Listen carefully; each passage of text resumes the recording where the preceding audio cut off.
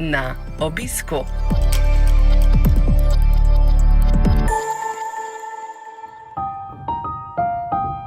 Z veseljem vam predstavljamo novo serijo podkastov Na obisku.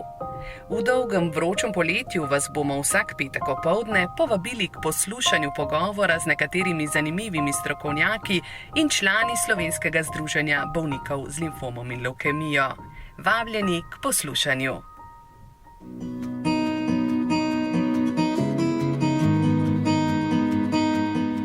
Tokrat smo na obisku pri Urošu Kožarju, diplomiranemu kineziologu Kineziološkega centra KinVital, ki praktično od samega začetka sodeluje kot nosilec fizikalno-gibalnega modula v programu celostne rehabilitacije za bolnike s krvnimi raki Skupaj na poti do zdravja. Uroš, živjo. Živjo. Kako si? V redu. Danes tak malo deževen dan, ampak mogoče ravno to prija na en tak poleten premor. Precej vroče poletje letos, 3 vročinski valovi že za nami. Kako ga ti preživljaš in kako to vpliva na tvoje aktivne poletne dni? V bistvu zdaj v tem trenutku me več vročina ne moti tako zelo. Vedno je tisti šok, tisti prvi vročinski valovi so malo problematični, ampak potem se pa človek malo navadi. Konec koncev tudi v našem centru, kjer delamo, smo večino dneva pod nekimi klimami, tako da mogoče včasih niti ne opaziš, da je zunaj tako vroče, ker si ves čas v notranjih prostorih. Tako da vse aktivnosti, ki imamo pa zunaj, pa tako počnemo bolj v zgodnjem času dneva, pa popoldne oziroma zvečer. Zdaj, poleg tega rehabilitacijskega programa, ki ga vodi ta fizikalno-gibalni modul z tvojo kolegico, gospo fizioterapevtko Majo Ogrinec, pri vas v KinVitalu skrbite tudi za splošno populacijo, druge kronične bolnike. Kako so se ljudje prilagodili na to post- ali med-covidno obdobje? Tako je. V KinVitalu je v bistvu nekako cela struktura razdeljena na eno vejo, v bistvu zdravi posamezniki, ki nekako samo vzdržujejo, pridobivajo kondicijo, delajo v bistvu na zdravju. Na druge strani imamo pa v bistvu drugo vejo, ker se pokvarjamo z ljudmi, ki imajo neke omejitve. Zdaj, ali so to v smislu nekih poškodb, neke postrehabilitacije, ali pa so to v bistvu kronični bolniki, v katere potem spada tudi ta program. Prilagodili smo se, mi zdi, tako kot smo se vsi ljudje mogli, nekateri mogoče malo lažje, nekateri težje. Je pa res mogoče dober pokazatelj, da zdaj oziroma v trenutku, ko smo lahko spet vse programe zagnali, pa večina programov zagnali v živo, seveda z nekimi omejitvami, so se večinoma ljudje odzvali na način, da so prišli spet v živo. Tako da neka peščica še ostaja, tudi neki programi, ki jih imamo še vedno preko spleta, ampak velika večina pa upravljamo vse v živo. Se mi samo zdi, ali se zares ta zdrav življenjski slog, vsaj na tej deklarativni ravni, pa na skrbi zase v fizičnem smislu, da se je to nekako prijelo in je postalo sestavni del življenja posameznika. Je to nekaj, kar si želimo verjeti, ali dejansko vi to iz leta v leto opažate?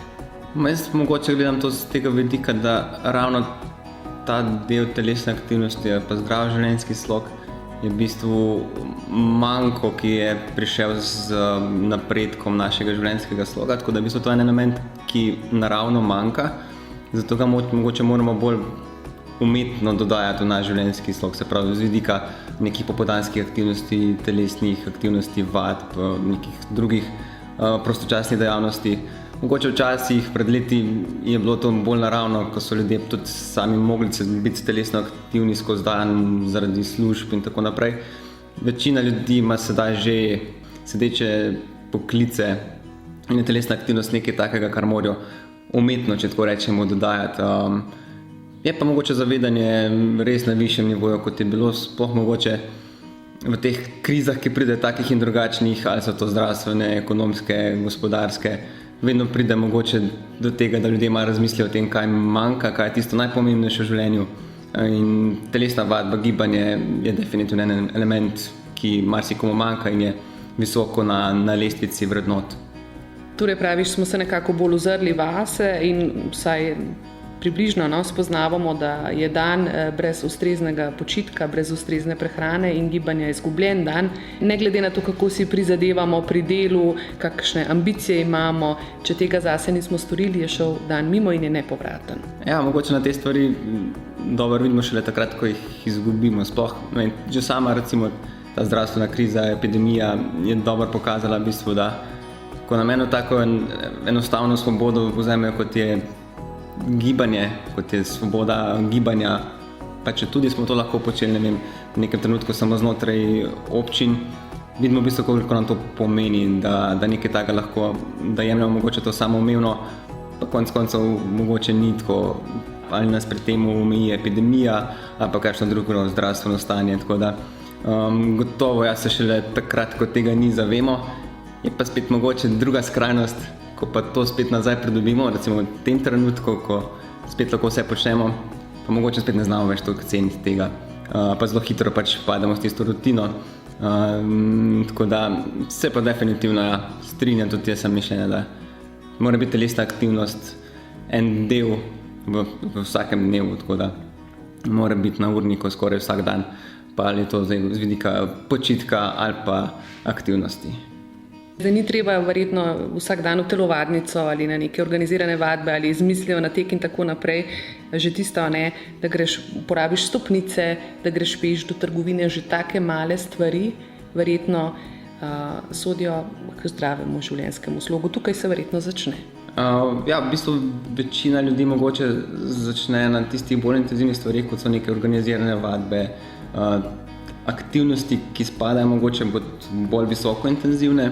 V resnici so pa te nizke do srednje intenzivne aktivnosti, kot si že omenila, vse aktivnosti, ki jih delamo tekom dneva, ali je to zdaj v službi, ali je kot nek transport na delovno mesto, ali so to gospodinjska opravila, prostočasne dejavnosti. Je v bistvu to aktivnost, ki največ šteje konec koncev z vidika regulacije telesne teže, konec koncev potem tudi za zdravje. V bistvu ta organizirana telesna aktivnost ali vadba, ko jo rečemo, ki ima nek cilj, recimo cilj pridobivanja mišične mase ali izboljšanja gibljivosti, vzdržljivosti, to pa je samo en delček, en res mali kamenček v mozaiku, ki lahko sestavi oziroma nas pripelje do nekih ciljev, rezultatov, ki smo si jih zadali. Za tisto osnovno zdravje, za vzdrževanje zdrave telesne kondicije, konec koncev do teže, so pa v bistvu vse minute v dnevu enako pomembne, če ne še bolj. In za vzdrževanje telesne teže tudi pravijo, da vsaj toliko kot hrana je pomembno tudi gibanje oziroma da bolj škodi pomanjkanje gibanja kot morda nepravilna hrana. Poznaš to teorijo? Ja, zdaj teh teorij je več, mogoče sem jaz tukaj malo subjektiven, ker sem na strani vadbe, ampak eno brez drugega ne gre sta hrana, gibanje z roko v roki, konec koncev hrana, potem energija za gibanje, če nečesa ni, tudi brez nečesa ni tudi drugega, tako da morata biti usklajena.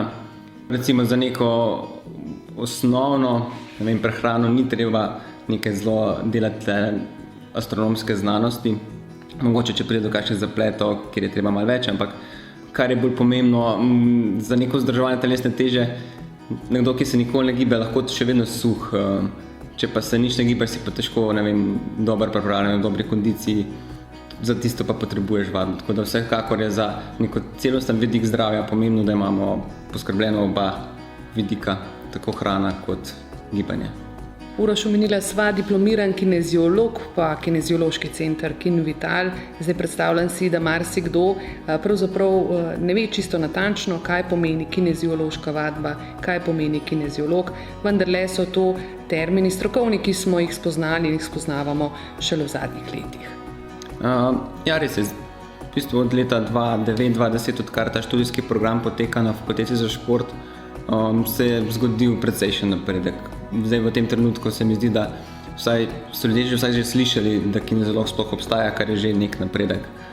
Pred tem manjka pa še tisto znanje, kaj lahko pri kineziologu mogoče dobiš, v čem je kineziolog dober oziroma katere so tiste storitve, ki jih kineziolog zna uporabljati. Tako da mogoče najlažje vedno to razložiti je, v bistvu kineziolog je strokovnjak za gibanje, pomeni, da naša osnova je še vedno v bistvu vadba, se pravi, da znamo dobro planirati treninge, planirati vadbe, izbrati pravilne vaje, konec koncev dozirati pravilno intenzivnost. Ima pa kinezolog oziroma je opremljen še znani, ki jih mogoče kakšen poklic drug nima. To pa so, da recimo pozna tudi neke omejitve, ki jih imajo recimo kronični bolniki, ki jih imajo ljudje s poškodbami. Seveda vsak mora vedeti potem, na kateri točki z nekom začeti oziroma kdaj recimo z nekom delati, kdaj mogoče ga poslati še k nekom drugem, ampak ravno to znanje kinezolog ima, tako da vemo, kdaj je neka stvar rešljiva z vadbo, kdaj pa mogoče boljše napotiti nekega človeka ali zdravniku, fizioterapeutu ali pa katerem drugemu specialistu. In tako lepo se potem dopolnjujeta z gospo Majo Ogrin, sem vas danes že drugič omenila, ker sta vendarle nosilca fizikalnega, pravzaprav gibalnega modula, znotraj te celostne rehabilitacije bolnikov s krvnimi raki skupaj na poti do zdravja. Kakšno je to vajino sodelovanje z Majo Ogrin in kako pravzaprav merite in opažate rezultate? Ja, z Majo v bistvu stvar redno v kontaktih, pač redno pomeni ne zdaj vsak dan, ampak se slišiva od časa do časa.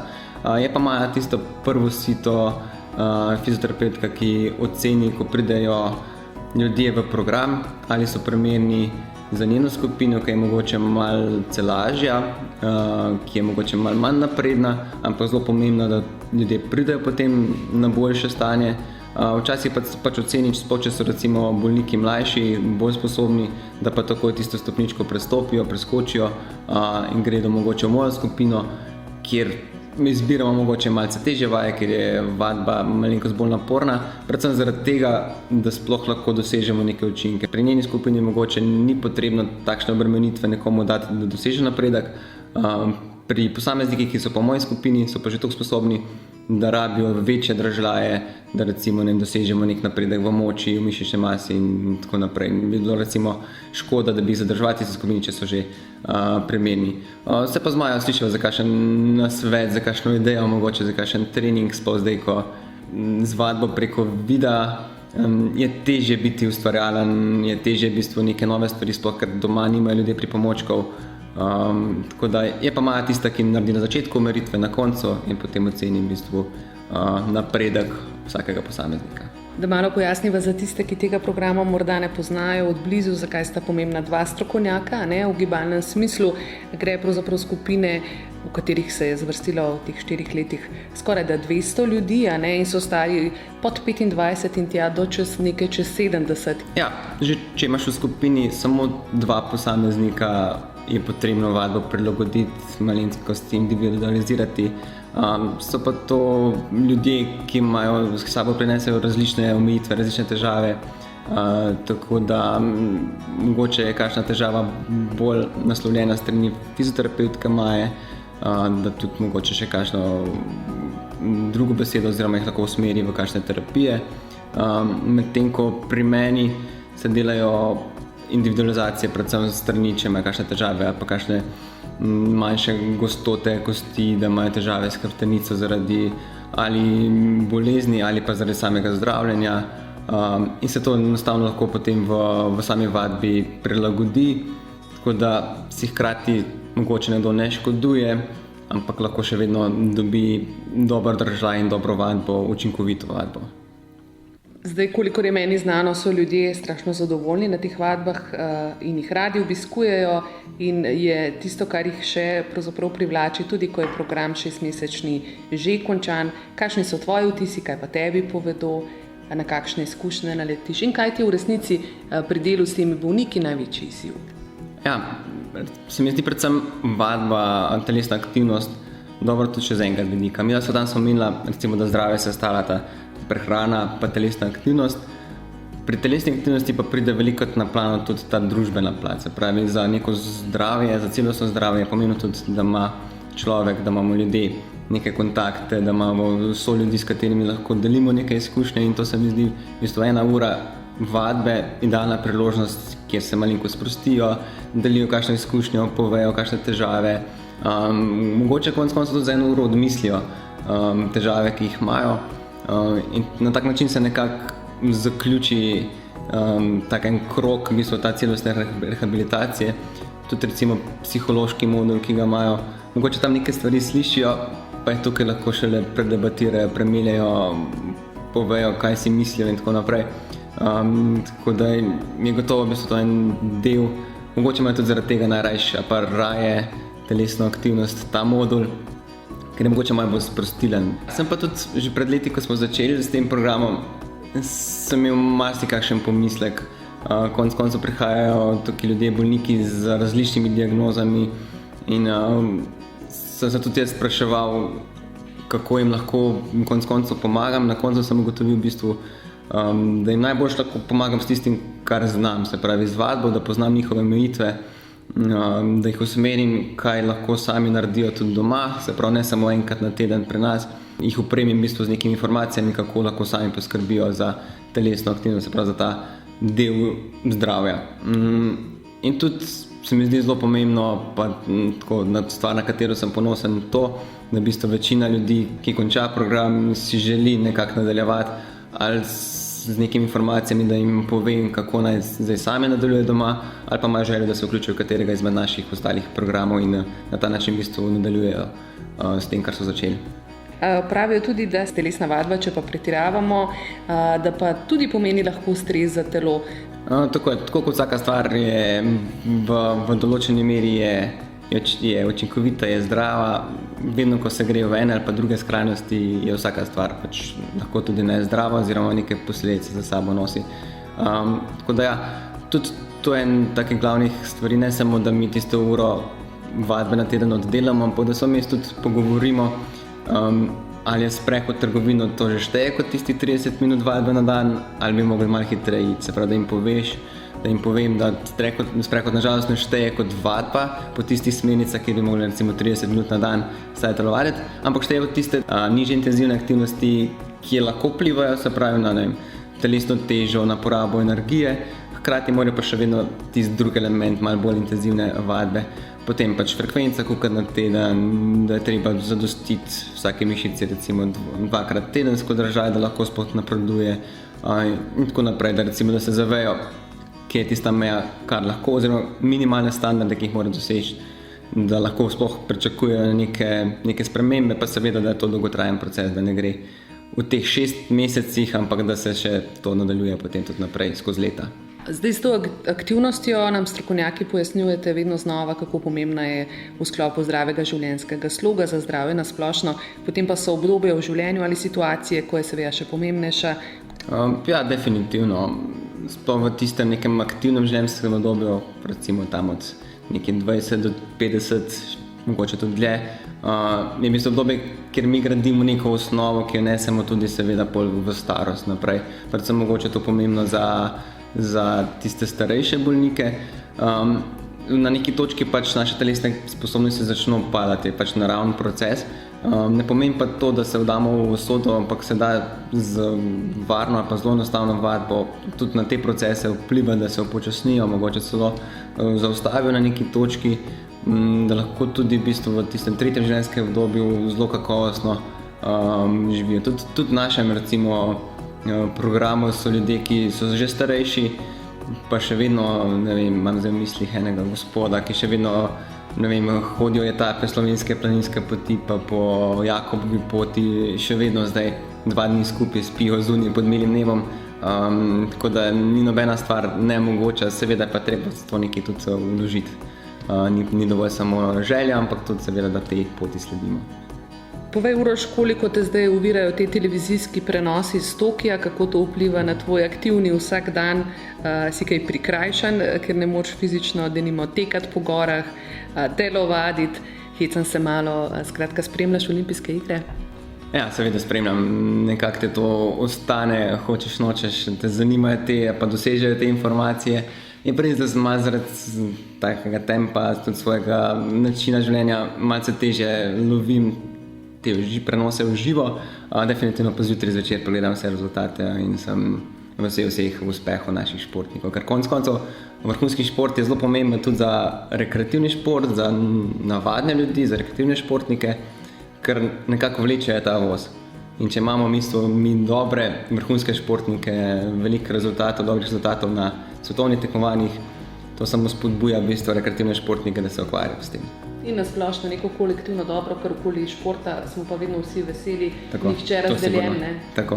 In ponosni. Ja, res je. Omenila sem tek po gorah, vem, da je to tvoja strast, ne? Tek v gorah, da nam malo povej o tej svoji strasti in seveda me zanima, kdo je vedno s tabo. Ja, v bistvu trail tekom sem se nekako s tem tekom v naravi začel ukvarjati na faksu. Prej sem bil v bistvu nogometaš in ko sem nekako zaradi študija prenehal z nogometom, sem našel neko strast v teku in to me še zdaj spremlja v bistvu vsako leto. Bo ravno zdaj sem čisto svežimi vtisi, sem iz Jahorine, iz Bosne in Hercegovine, sem tam bil na eni tekmi, po teh vseh olimpijskih planinah tam, kjer sem tudi zmagal. Ampak ja, v bistvu me tek spremlja skoraj vsakodnevno, bi rekel, 5 do 6 krat na teden, da tečem, to pomeni nekje od 80 do 100 km. Mi nekako predstavlja tako dobro sprostitev, čeprav večinoma tečem z našimi skupinami, ampak je tak en dober odklop od vsega življenja, ki nas spremlja, se pravi, da si samo sam tam v družbi somišljenikov, počneš stvar, ki jo imaš rad in v okolju, ki ga imaš rad. Ja, največkrat, kot sem rekel, me spremljajo pač naši King Vital tekači, če pa grem sam, pa moja psička, madžarska vižla Ginger, pa seveda punca Polona. Takrat na malo nižjih hribih, ampak vseeno, če se le da, gremo tudi kam skupaj. Zelo, zelo veliko ljudi hodi v hribe. Zdaj pravijo tudi gorski reševalci, da imajo vedno več dela, ne vem, ali je to povezano. Skratka, hribi imajo tudi svoje zakonitosti, nekaj treba vedeti, treba je biti ustrezno pripravljen, tako fizično, kot verjetno z opremo. Ja, velikokrat se mogoče zdi, da smo trail tekači tisti, pod narekovaji v navednicah, norci, ki samo obujemo tekaške copate in se podamo v gore teč, pa v veliki večini ni tako. Vsi, ki se s trail tekom ukvarjamo, se zelo dobro zavedamo nevarnosti, ki jih tako okolje prinaša in tudi se zavedamo, da moramo imeti vedno s sabo neko obvezno opremo, ki je obvezna tudi recimo na tekmovanjih, ki jih obiskujem sam, od prve pomoči, da imaš za sabo dovolj pijače, da imaš telefon, jakne, da imaš tudi v bistvu oblačila, če se slučajno vreme poslabša. In velikokrat se tako na prvi tren zazdi, da vidiš enega tekača, ki teče po hribih, ampak malo tistem ruzaško sabo, mogoče veliko več kot pa en dvodnevni pohodnik, ki ima poln nahrbtnik, mogoče ne vem katerih stvari noter.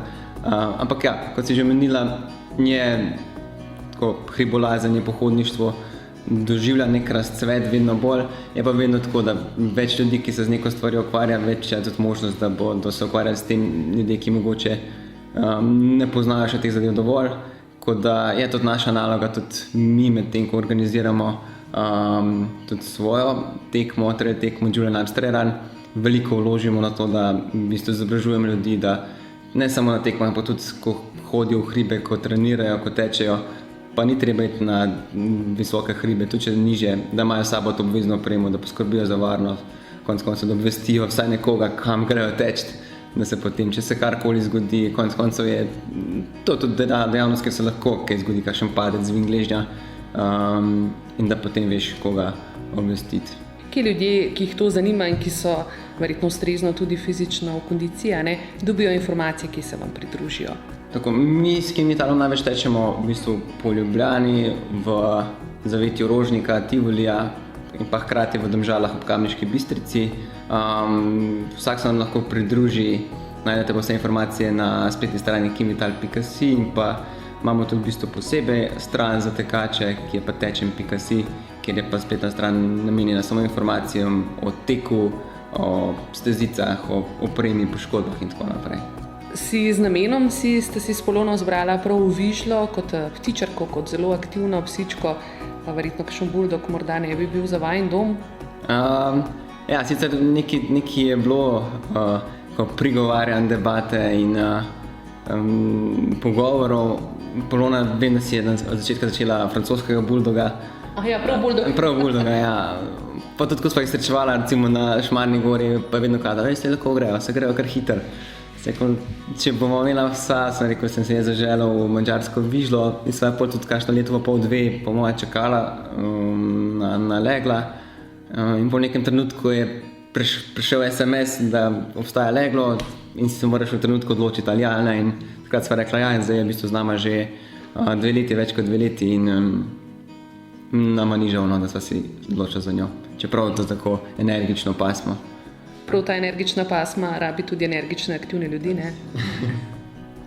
Drugače pa, kot sem slišala, Uroš v gorah človek sreča marsikaj zanimivega, od lepih cvetlic do nekih posebnih gorskih živali, somišljenike, prijetne planince in še kaj menda tudi punco človek lahko dobi v gorah. Ja, vsega se sreča v hribih. Včasih ni nikogar, včasih jih je preveč, včasih je ravno dovolj, ampak sreča se marsikaj, tako da ja, tudi jaz sem Polono spoznal v Kinvitalu na naših tekaških vadbah, na naših izletih in se tako nekako razvijal, tako da so zdaj že več kot 4 leta skupaj. Tako da definitivno, če počneš neke stvari, ki so ti všeč, oziroma se družiš z ljudmi, ki veselijo iste stvari, sem prepričan, da najdeš nekega sopotnika, ki potem to velja tudi za naprej. Pomembno je, da imaš verjetno skupne interese, ne? Tako, sigurno. Je hkrati pomembno, da recimo sem še vedno mnenja, da je fajn, da ima vsak tudi neke svoje hobije, kjer lahko počneš, pa sam sebe udejaniš. Je pa zelo dobro, da imaš neke svoje interese, skupne interese, kjer lahko seveda preživljaš skupni čas in hkrati uživaš. No, kateri hrib je bil potem za vaju s Polono usoden? Ne, Rožnik. Rožnik je bil za naju usoden, ja. To pa ni previsoko in je primeren še za koga, ne? Tako. Ni treba iti visoko na Triglav iskati partnerke. Odlično. Kam boste letos odšla na dopust? Kako vam je? Ali ni zagodla korona? Zagodla ja, pa ne, ampak se mi zdi, da se teh situacijah treba samo prilagoditi. Epidemija je tukaj, tako da pa še verjetno nekaj časa bo, tako da preko se s tem sprijazniš, pa še prilagodiš. Vedno so bili to bolj veseli pa uspešni ljudje, če so se uspeli prilagoditi, tako da nekaj sva že bila, malo na morju v bližini, tukaj na Hrvaškem, malo še bova šla. Avgusta pa v bistvu potova tudi skupaj, grem pa jaz še na UTMB, v bistvu na trail tek okoli Mont Blanca v Chamonix, tako da bo to tudi en del tako malo delovnega dopusta, tako da greva za en teden tja na tekaški seji, malo delati, malo teči, pa malo v bistvu uživati. Tako da prijetno izkoristim. Odlično, Uroš, najlepša hvala za ta pogovor, veliko uspeha pri delu, pri teku, pri sobivanju s psičko in lepih dneh s Polono. Hvala.